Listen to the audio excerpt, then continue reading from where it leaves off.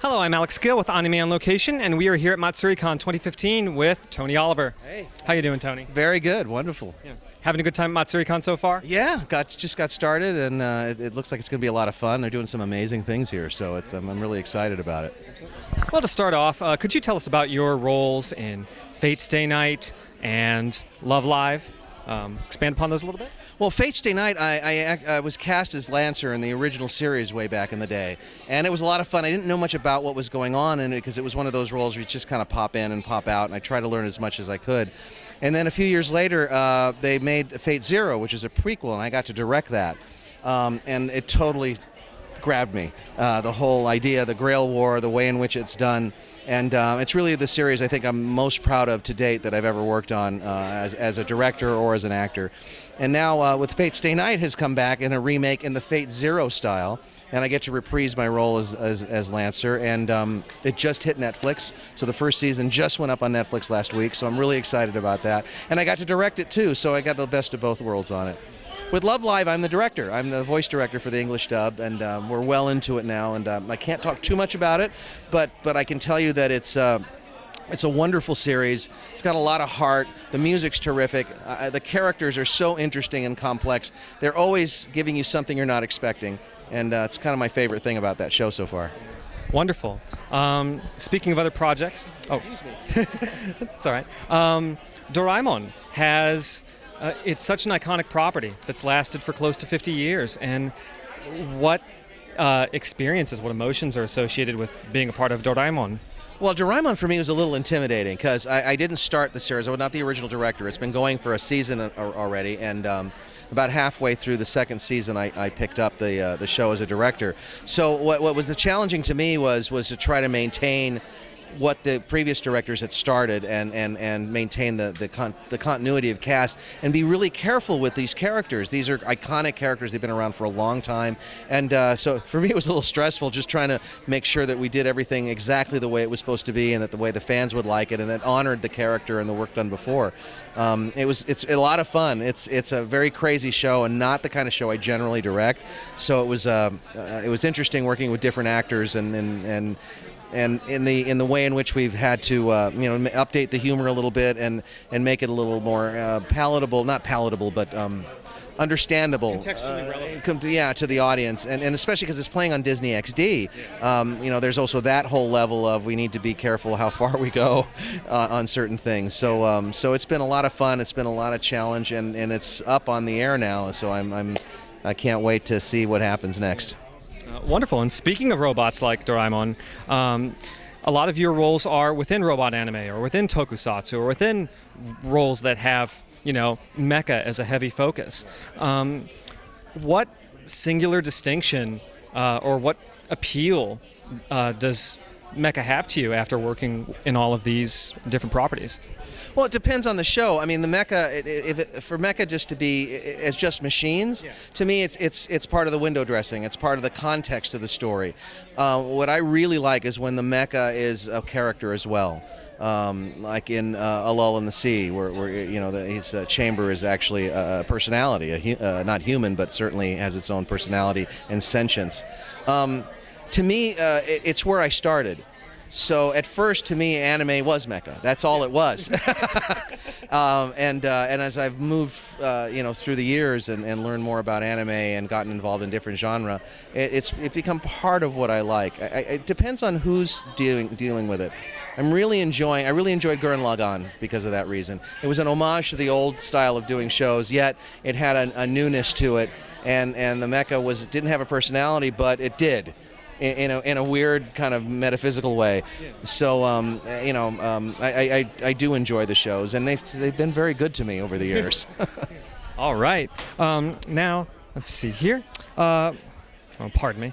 Much of your work has involved taking translated work for anime and adapting it for the screen in a way that English audiences can digest it. So, like matching flaps and making sure the dialogue works with it, things like that.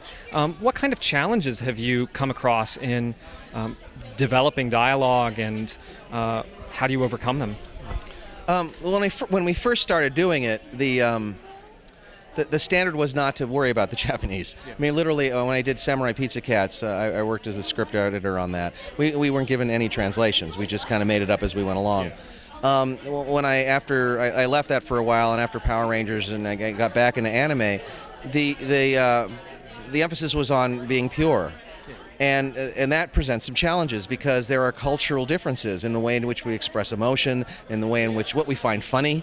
And so the challenge has always been to find a way to honor the original intent of the writer and the director in Japan and the actors in Japan, and yet make it understandable to an American audience and to an English-speaking audience, specifically American usually. And that's been the challenge, finding those ways to tweak something so that we get it, but we don't lose what was there before. The storytelling in Japan tends to be so much deeper in the anime and manga than it is on our comic books and animated films, although that's changing now, thank God. But that's been the big deal, is just finding that balance point. If we go too pure, it's not accessible, it doesn't touch people. If we go too far away, we're not honoring the original story, and it usually doesn't come out well. So that's been the balance. It's balancing on a needle. All right. Now, do you have any advice in regards to vocal hygiene? And this can apply to people who are acting or people who just want to, improve public speaking. And do different vocal hygiene techniques apply for different roles? Well, yeah, it's all the same. I mean, vocal production is an art in and of itself. It's all about the breathing. It's all about keeping this relaxed so that your voice isn't really. You're not really controlling it from your throat. You're controlling it from the breath, and using the natural amplifier that's in your sinuses to give you the volume you need. If you're just talking with your throat, you can't be heard, and it'll hurt. If your voice is straining, that means you're not doing it right. So you need to breathe. Lots of breathing, lots of diaphragm. When I teach my students, I teach voice acting, I basically teach them to breathe as if their voice was a bagpipe, where this is a bag full of air and you're pushing it, and the sound is actually coming out of here. If you've pictured your voice coming out of your nose instead of your throat, you're going to be better heard and your voice is going to last longer. And that goes for anything, for singing, and especially if you're voice acting in a video game where you're screaming and hollering. The only way to get through 3 or 4 hours of that is to breathe properly and to practice and keep hydrated. Always drink a lot of water. Forget those throat sprays, they're terrible for you. All right. Now, speaking of voice acting tips and your workshops that you teach, if there was one piece of advice that you could give to people that are coming into those workshops, like the first thing that you see that people need to improve upon in order to become better voice actors, what would that be? What would that thing be? Well, a good, solid background in acting. Acting isn't just playing a part, it's being the part. It's more akin to the way we would pretend when we were kids. You're playing whatever game you're playing when you're a little kid, and you're pretending, and it's real, and you take it seriously, and you got no problem feeling the emotions and all that stuff. The same thing when and as an adult, we're taught not to do that. So the trick is to get enough acting training so that you start breaking out of those self-limiting things, and so that you can more be the character than play the character. The only way to do that is to practice, and that's you don't have to go to New York. You don't have to study with Uta Hagen. I mean, if you can afford it, great. But certainly get community theater. Just get up on a stage. Just learn to be comfortable being someone else, and that's half the battle right there. The rest is technique. Technique I can teach you. That I can't. All right. Now, in your role as a producer over the years, what differences have you noticed between producing shows that are localized for America and shows that are for America natively? Well, the workflow is different. I mean, what a producer does depends on what kind of show you're doing. So most of the things that I have produced have been live action American stuff. So with Power Rangers, I was one of many producers, by the way. I wasn't the producer of Power Rangers. I actually mostly focused on the post-production side.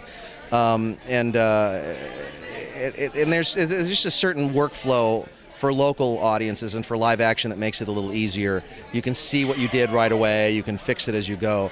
When you're localizing, you have to take into account, first of all, getting the materials in time to get it done. That's the big deal. But also, again, finding that balance point I was talking about before, so that you're just American enough, or just Japanese enough, or Russian. I've done Russian films, I've done French films and stuff like that, to make sure that it flows. It's actually easier to produce a localized thing, because most of the hard work of putting the picture together is done. The actual Yeah. So it's really a kind of an enhanced post-production process where you're taking something that exists and just altering the way it sounds, which makes it easier and harder at the same time. Because again, different countries have different standards. So sometimes we'll hear from some country, and the sound effects sound really dated and ancient. And now we want to enhance those a little bit. And those are the kinds of decisions you have to make. And it's all about budgets and who you're selling it to and all that boring stuff, you know. All right. You're going to be at Sabotincon on Labor Day for a Robotech event. Yes. Would you like to talk about that a little bit? Yeah, I'm not sure exactly what we're doing. They haven't told me yet, but I'm excited. It's a big 30th anniversary event. They have a lot of the original cast coming. I know Cam Clark is going. He never does conventions. He played Max Sterling, and Reba West, and all these people are going to be there. So I'm really excited to pull everyone together and kind of have a celebration of this show that really kicked my career off, and a lot of people, and to me, this is going to be a way to kind of thank Carl, who created it, who's not with us anymore, for certainly taking a chance on me. I was an untried actor at the time, but I'm excited. It's going to be a big celebration, and they keep getting.